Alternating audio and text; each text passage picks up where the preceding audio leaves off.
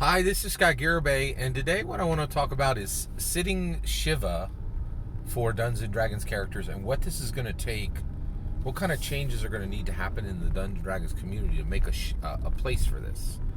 All right, so I'm incredibly fortunate. I've been playing in this absolutely fantastic Dungeons and Dragons 5th edition Pokemon game, and honestly, I have to say the structure of it is magnificent, right? There's been a huge amount of conversion work done to make a really immersive experience for living in the Pokemon world real. Like, just to allow players to live as Pokemon in the Pokemon world. And I've never seen an equal amount of time, energy, and focus that has been brought by a dungeon master. Also, a better mixture of love and respect for the source material, right? Like, Hollywood cannot get this right. Like, oh, hey, we're buying Barbie. Let's make a movie where if somebody hates Barbie, they're gonna love this film. They literally put it in the trailer. Like, if you hate Barbie, come on and see this film.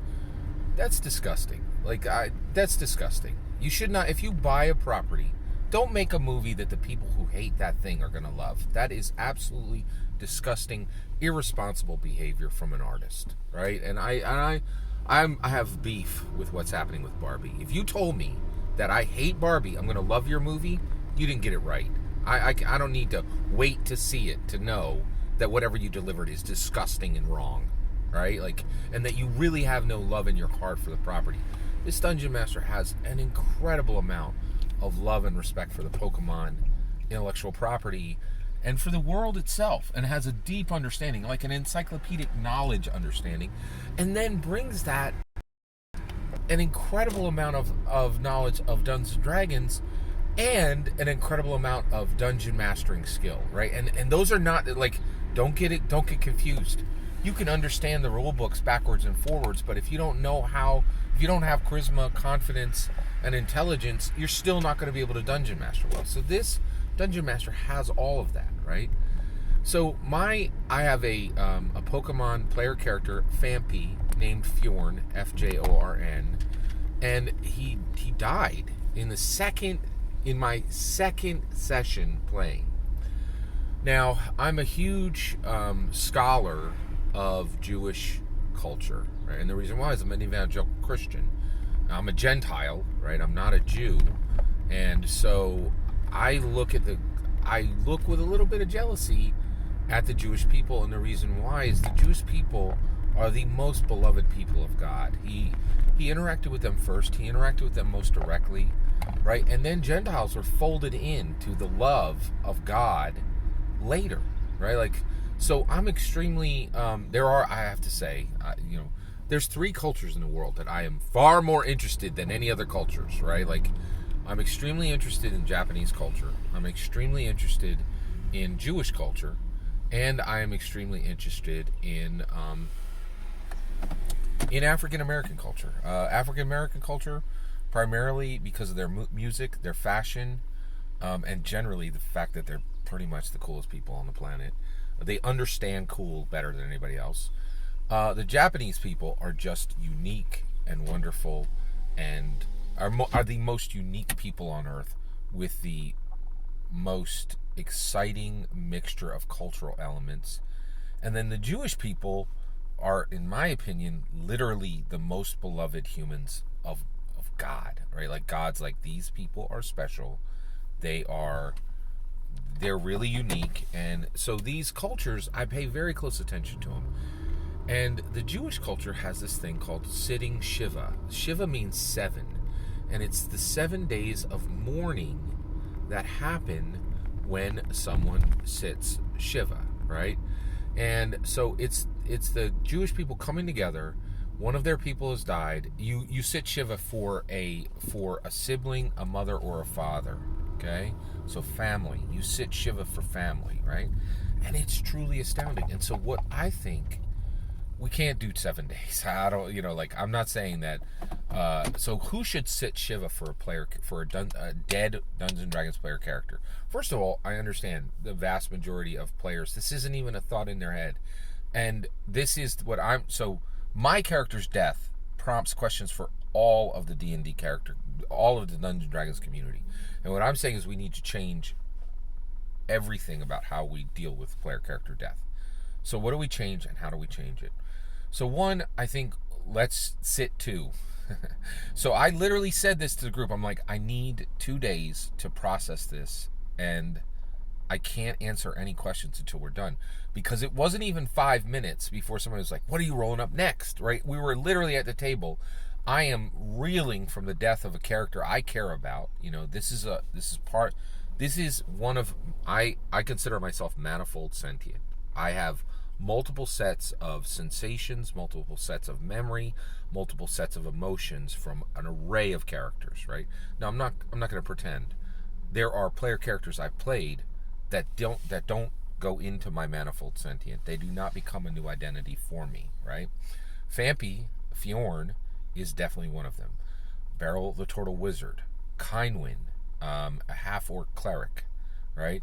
And there are others, but I have these, and I lived in them for a time, and I still live in them now, right? They're dead, but I will spend time in these characters thinking and being in the places they were, right? And going off and telling new stories in my head and in my heart and in my spirit with these characters. For me, the story doesn't end at the table, right? It's just where it begins. And so I think we should consider sitting 2, giving players 48 hours with no questions and simply a time of mourning, right? And what that means is that the D&D community needs to learn not to ask, what is your next character? And it needs to be completely rejected, the concept of, you need to, here's an NPC so you can play out the rest of this session, right? And we, as players, right, I lasted an hour and 45 minutes of play last night where I was just sitting and watching everybody else at the table. For me, that wasn't a problem. I know for many other people, that's going to be a problem. They're like, you want me to just sit there and do nothing? No, I want you to observe. I want you to soak it in. I want you to grieve. I want you to mourn. I want you to think how this player character death affected the Dungeon Master, affected every other player at the table, and how did it affect you, both consciously and subconsciously. And right now, there's no space for this in the D&D community, right? It was like, oh, that's a piece of paper. It means nothing. Scroll some more notes on another piece of paper and get going. And we need to shut this down. Like, I think we should sit 2, right? So one, when a player dies, when a player has a player character who dies in a D&D session, one, I think it should be 100% acceptable, and it is not right now, to pack up your stuff and go, right? And no one at the table would see that as an offense, right? You're just like, oh my gosh, you are dead, your character is dead, a part of you is dead now, there's a lacuna inside of you that is, and it goes so much deeper, like, and there isn't any space for this, right? Honestly, it would have been ideal for me if I didn't have to drive that evening, or because I was emotional. I was like, it hurt. There was a level of pain there, right? And the reason why is, in my head, Phanpy was going to be 20, 40, 60 sessions, right? And that didn't happen. So there's just loss there, right? So, and that's, not only do we need these changes in the D&D community, we need these changes in society. I can't tell, like, if I called my wife and said, I need you to drive me home, we'll pick up my car in the morning because my player character died, she's not going to understand that, right? And she loves me and she knows how much I care about Dungeons & Dragons, right? But I will tell you right now, my wife doesn't realize that, I'll go to a park and sit and spend time in Beryl, right? Like, and there's a beautiful breeze and I'm in the shade, but I'm really sitting on the docks at Waterdeep, right? Seeing through Beryl's eyes, right? And there isn't a space for this in IRL yet, and there isn't even a space for this in the D&D community, where we get 48 hours to just do nothing and take the space to take the impact of a player character loss. And so I think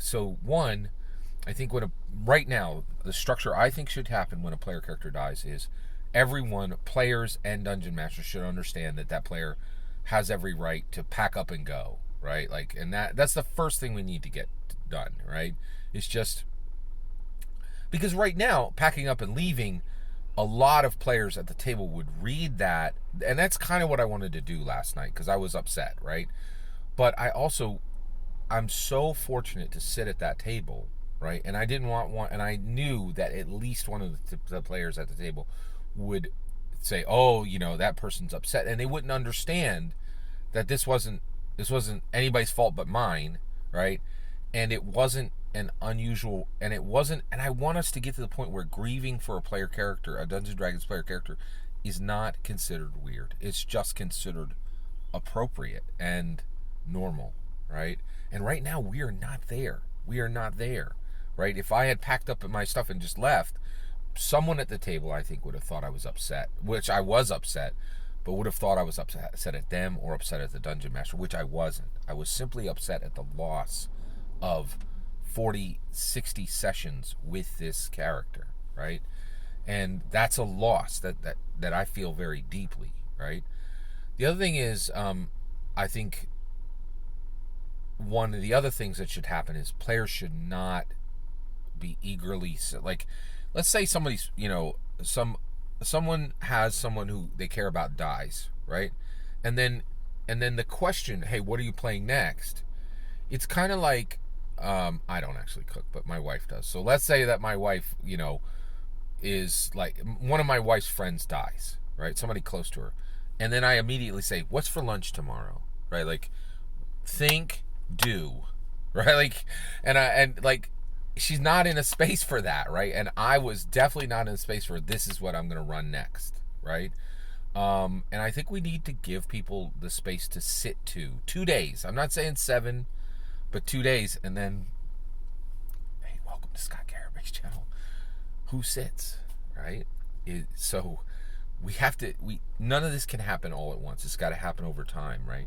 But when a player character sits 2 for their play, when a player sits 2 for their fallen player character, who sits with them? Does the Dungeon Master sit with them?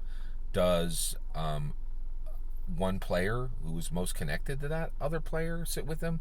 Does the whole group sit, right? And how do they even do that, right? Like, do you get together the next night and have a meal and just, talk about the character?